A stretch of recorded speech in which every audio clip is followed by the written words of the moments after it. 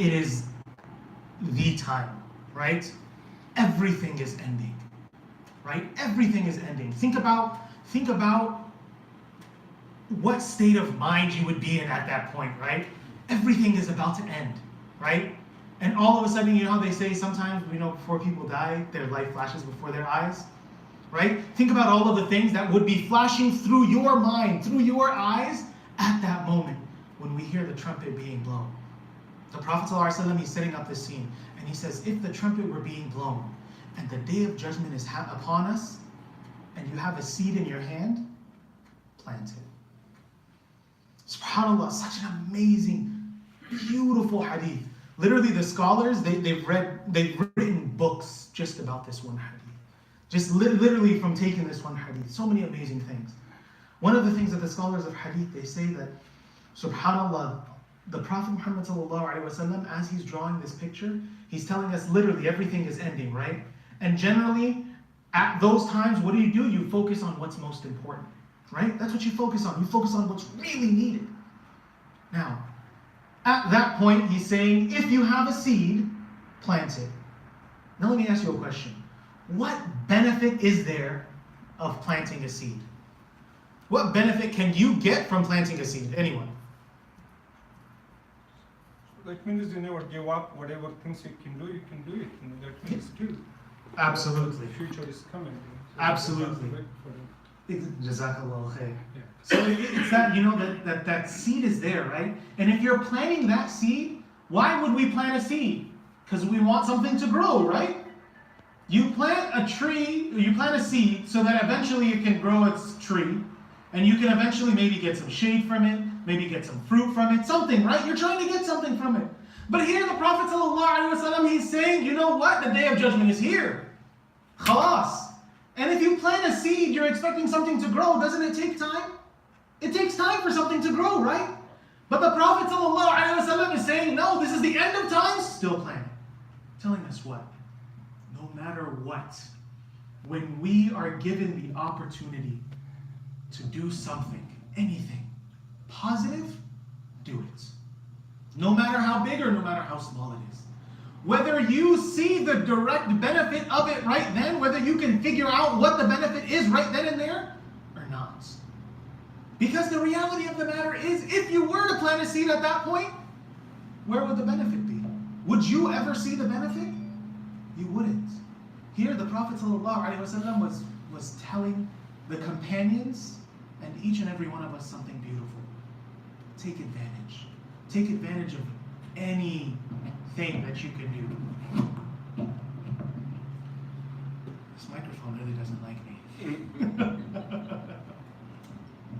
Alhamdulillah. So take advantage of whatever you have, right? And this is exactly the thought process that the companions radiallahu anhum ajma'in had. That whenever they had an opportunity to do something good, no matter what, even if they couldn't see the benefit, it didn't matter. They had the opportunity to do something good, they did it. And we have so many examples of the companions. One of my favorite examples is the example of a companion by the name of Arqam ibn Abi Arqam. And I love his story because most people have no idea what this companion, they've never even heard of this companion. But I guarantee everyone knows this companion's contribution.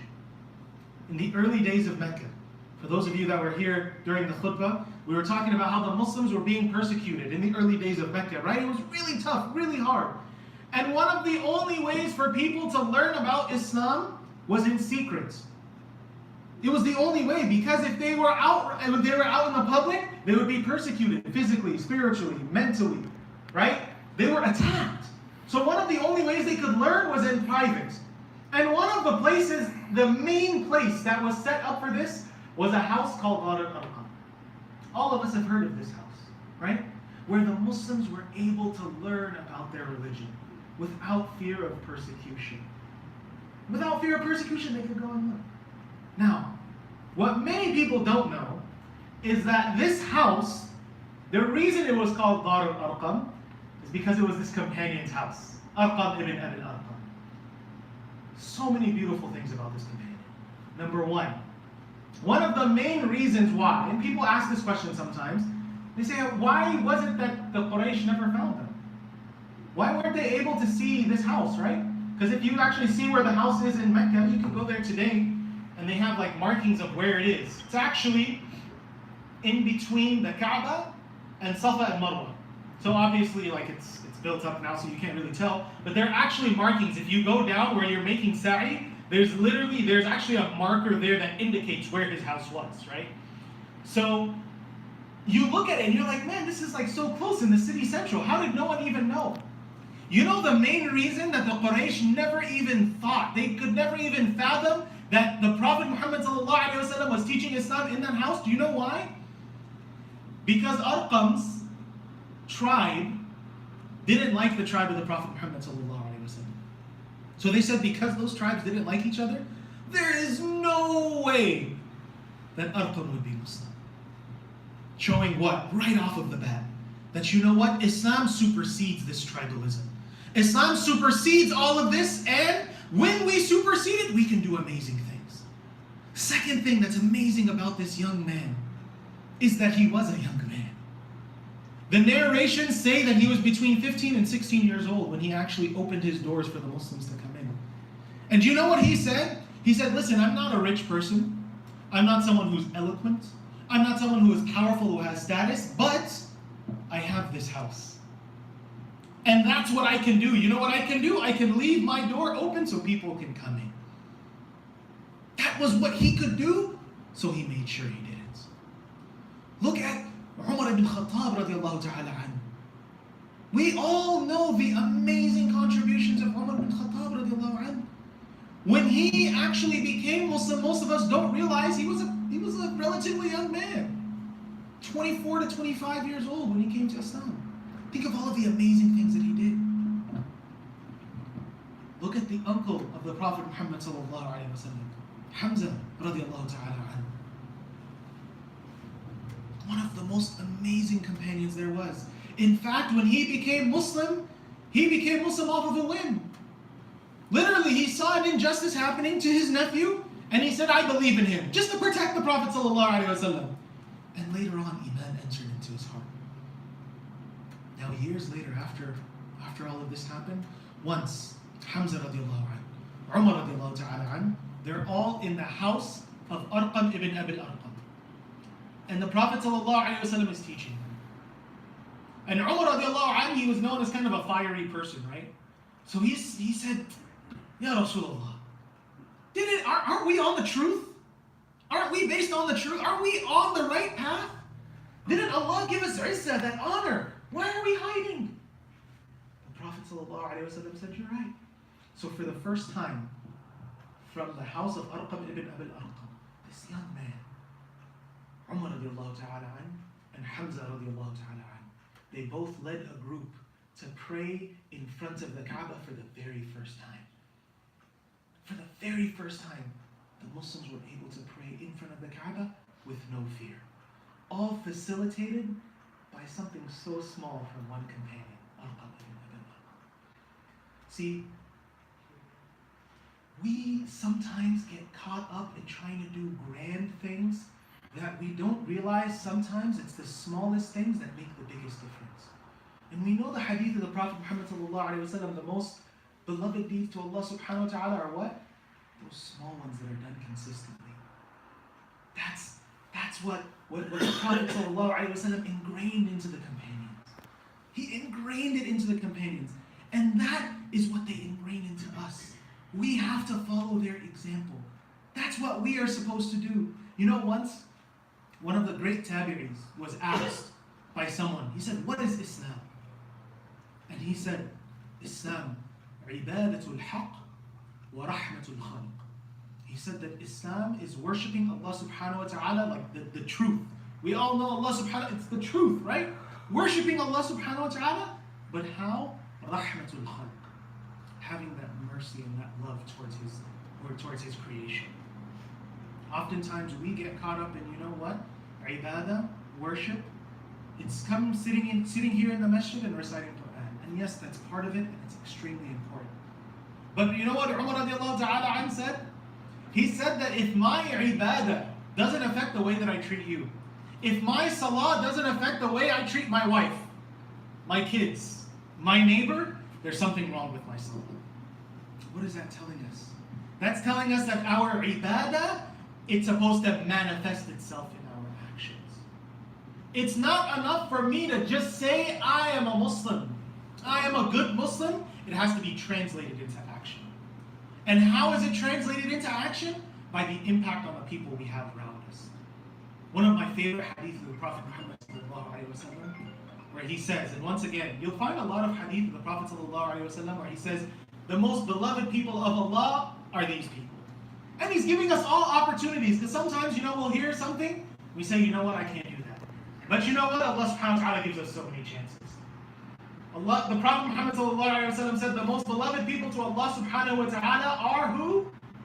Those who are of benefit to people. Those who bring benefit to people around us. That's what our religion teaches us. That's what Islam teaches us.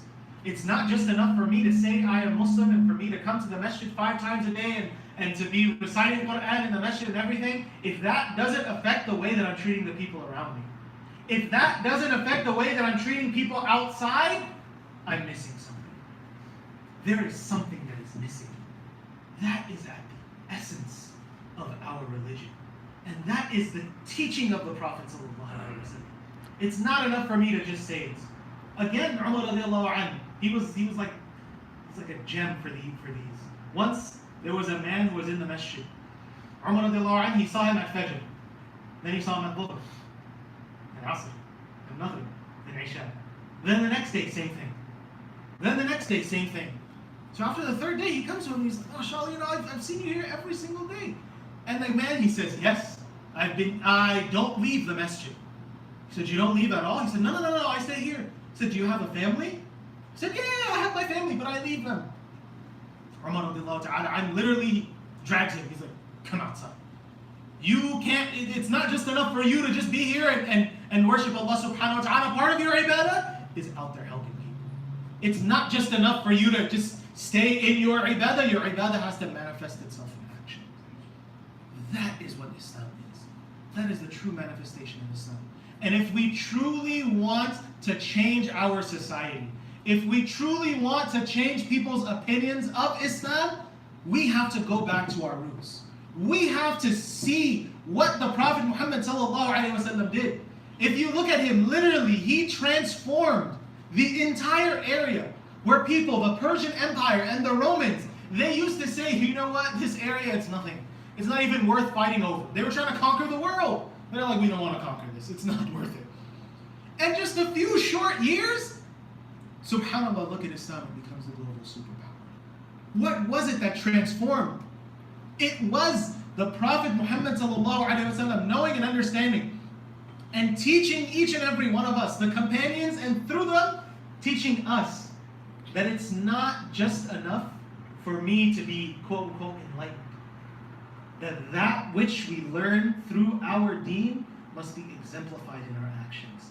And when we truly embody Islam, that's when we'll be able to benefit the people around us. That's when we'll be able to benefit the society. And it was when these people, they saw the benefits that Islam brought, that's what softened their heart towards the message. And that's what actually brought them towards Islam. So this is what our goal is.